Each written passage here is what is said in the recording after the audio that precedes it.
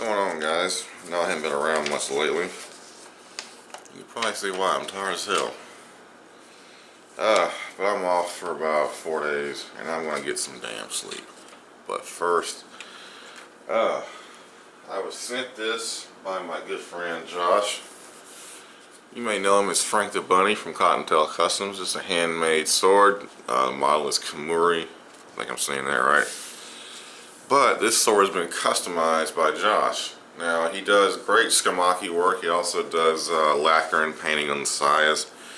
And if this is any test of Josh's work, he does amazing work. I mean, it's ridiculous, the quality of the furniture on this piece now. Like, even the seppas, look at how, I mean, these are custom made by Josh. The seppas are, is what he's telling me. If I understood him correctly. I was kind of like tired as hell.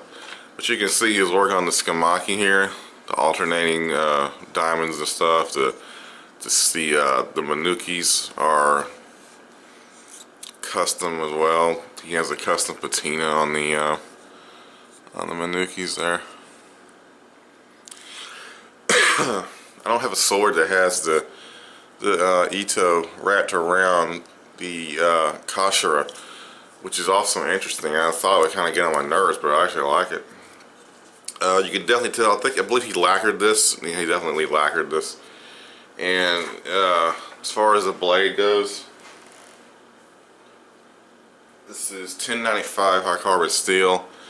And I had to apologize with the lighting in here. It's dark. I did end up sleeping all day because I'm on night shift. So the Hamon's not really showing up like I want it to. I'll try to get some better pictures tomorrow, maybe another video. And I'm going to try to be cutting with it. Even the Hibaki, I'm not sure if that's the one that came with the sword, but it's also been like blackened. And the Fuchi, it's also the same color. Now, what's really interesting to me is the Makugis, the pins. Those aren't like the little wooden dowel looking things that you see on other katana. As far as the seppa, like most seppas look like this. Whereas this one, you can see it's really shiny. It's also very thick. Look at that. So the reason Josh sent it to me, he could probably learn to do it himself. He just has to get the sander to do it with. Is the sword needs to be sharpened.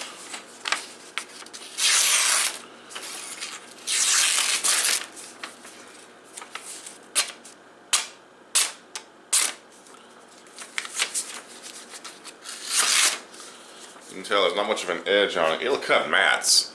It'll definitely cut a person, but you know, y'all know what I'm going to do to it. Now, the interesting thing about this piece is, it wasn't mine when I got it. That's right, I ended up buying it from him. He had sent it to me to be sharpened and to await a customer that was, you know, going to buy it. So he was going to send it to me to be sharpened, and then, hey, I finally sold it. This is who you need to send it to. Here's the shipping label.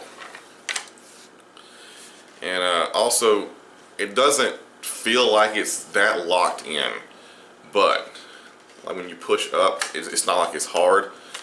But when you try to shake it, try to shake it gently, not like an idiot, it's pretty secure in there, which is kind of like in between. So, you know, if you really get into it, it's gonna come out. And I think I didn't have it like fully secure when I did that.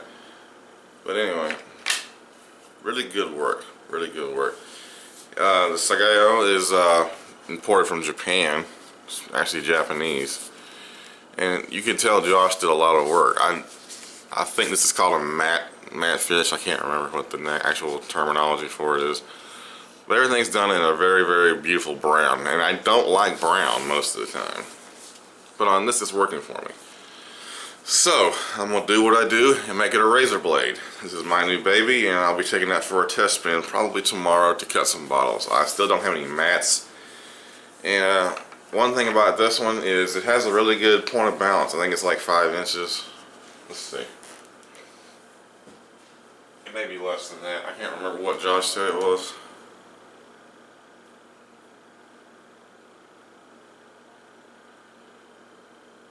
It's right about right in there somewhere. And I'm tired, so I can't really keep my hand steady, but it's right about there. So somewhere in there, you know, maybe like 4 or 5 inches from the SEPA, and you got your point of balance or your POV.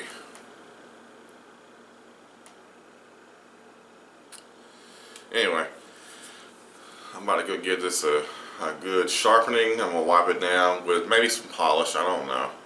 It does have a good polish, or it may just be dirty from me messing with it all day long. But very, very light in the hands. It's like, I think he said it's like dead on 2 pounds. I don't have a scale in here that, you know, whatever. Now, as far as the edge, it looks like, and I may be wrong, and I probably can't get it in this light, that someone at some point in time has tried to sharpen it.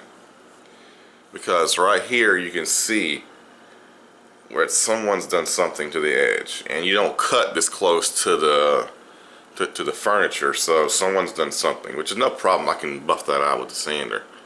But up here you can tell it's been used, but never really messed with. It's almost like someone started to sharpen here and they realized, hey, this ain't working, and then, you know, or it may have been some flattening of the edge, you know, just from remounting it into the new furniture here. Either way, I'm happy, and it's gonna be razor sharp here in a few minutes. We'll see you guys in a minute. Alright, all done.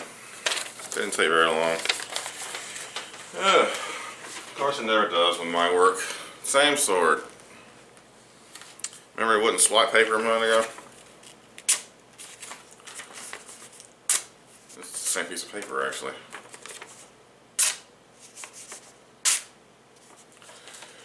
Well, I'm very, very pleased. One more for the road before I go. Got a hard spot. Very sharp, very, very sharp. I think I'm gonna go over it with a strop one more time, make sure I didn't miss nothing, but I'm pleased with this.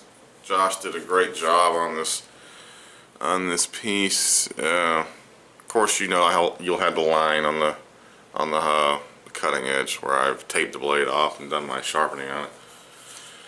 And I will state, I will not sharpen a Honto or any kind of antique or anything like this. I mean, if you want a blade to be sharp and you don't really care about a line appearing, then that's what my work's for.